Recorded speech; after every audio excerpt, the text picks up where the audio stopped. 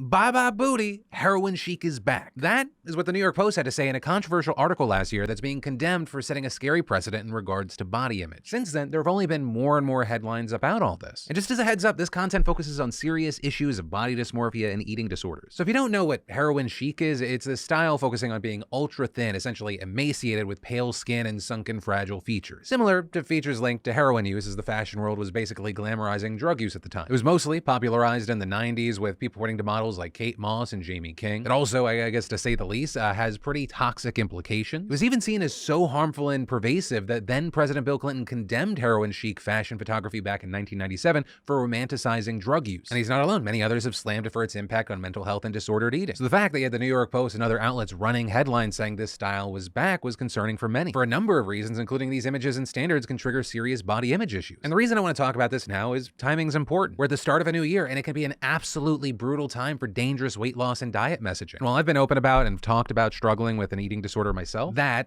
is a single instance. I wanted to reach out to experts who understand the full scope of the problem. So we talked to Dr. Dara Greenwood, an associate professor of psychological science and the director of media studies at Vassar College, as well as Dr. Carrie O'Grady, the national wellness liaison for the National Eating Disorder Association, and Dr. Kimberly Dennis, a member of the National Eating Disorder Association's Clinical Advisory Council. And something that was kind of universally touched on is that it's worth noting that we live in a much different world now compared to the one that was lived in the 90s. Instead of magazine covers and TV, we live in a world with Instagram, TikTok, and other forms of social media that can exacerbate body image issues. And as Greenwood explained, those platforms allow certain people like celebrities and influencers to rise to the top, and their presence can have massive cultural implications. They can provide skewed perceptions of what normal looks like or what is valued and sort of what we should be striving for.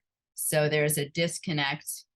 There's an illusion of a peer group that should be useful to us, but it ends up being a bit off kilter and displaying unrealistic options for being a person. It's hard to get away from, and it's trickling into peers. So even if you're not directly consuming, your peers might be consuming. And what we're consuming, right, it can be harmful. And it's important to remember that, while we know what heroin chic looked like in the 90s, it may not look exactly identical today. In fact, one of the events that inspired a lot of outlets to declare this new wave in 2022 was Kim Kardashian's very fast and pretty substantial weight loss. Which, just around the Kardashians, I'm so intrigued. I wish there was a counter somewhere. They are so socially significant. You can be like, oh, they're famous for nothing. They matter to a lot of people. And I'm just left wondering, how many people got BBLs because they popularized that look? And now on the extreme other end of it, how many people are going to get Wegovy prescriptions because it's believed that that's what they're on now? I'm not even going to show you her before and after pictures because I feel like that contributes to an already triggering media narrative. This has been a thing that's been widely covered. She dropped pounds just to fit into Marilyn Monroe's dress, something that she was widely criticized for as being unsafe. I also think it's important to note, this is not just a Kardashian and her family problem. This is something people have even latched onto as a meme and a trend. There are things like Bella Hadid, for example. There's this viral TikTok audio from her that people essentially use to anoint skinniness. We've also seen increased discussion of buccal fat removal, a plastic surgery that's apparently taking off right now to thin out your cheeks. But the main thing being, it's just this onslaught of one thing after another about how you suck. You're not perfect. Change your body and your face. Also, by the way, a lot of these images are going to be 100,000% unrealistic. And as O'Grady noted, the trend element of all this, it's incredibly damaging. The body that you're living in is obviously extremely stagnant and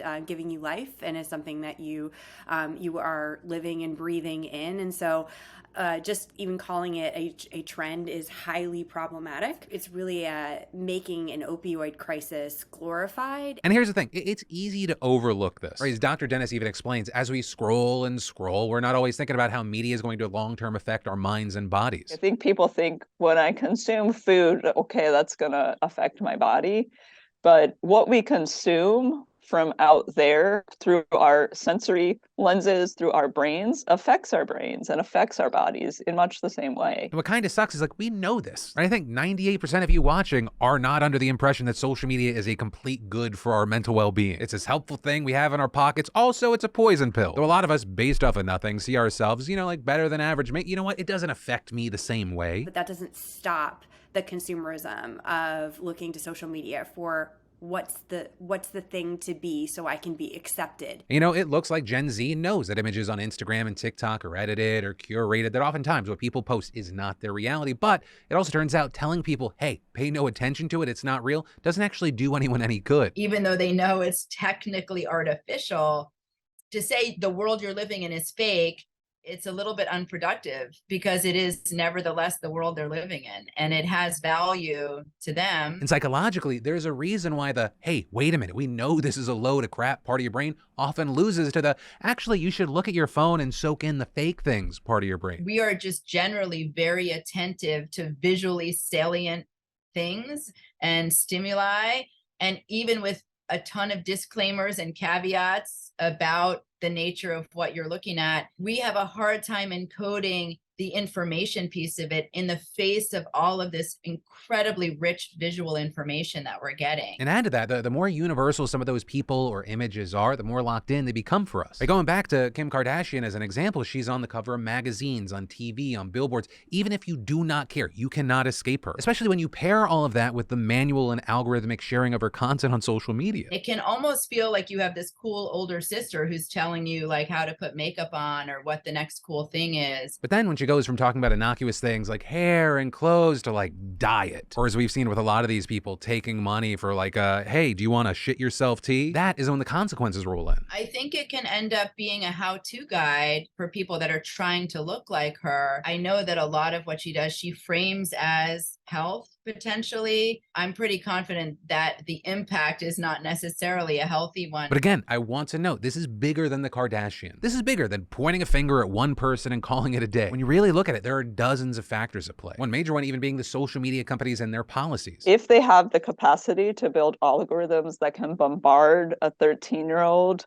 who does a Google search for what should I eat for dinner tonight, to include extreme diets, pro-anorexia sites, heroin chic images, extreme exercise regimens, then I'm pretty sure they have the capacity and the sophistication from a tech perspective to put in safeguards and double checks and triple checks. With experts also really encouraging people to make their own safeguards and draw their own lines. Or for the parents out there, for more parents to be more involved with the decisions around their children, which is actually something I want to touch on a bit more later. But for the sake of time, I'm going to split this into two parts. Also with this, because I want it to be informative, but also hopefully helpful, I'm going to link out to resources down below for anyone who might be out there struggling with disordered eating or body image issues. No, you're not alone. This is stuff I've battled. I will have to battle for the rest of my life, and there is help for you.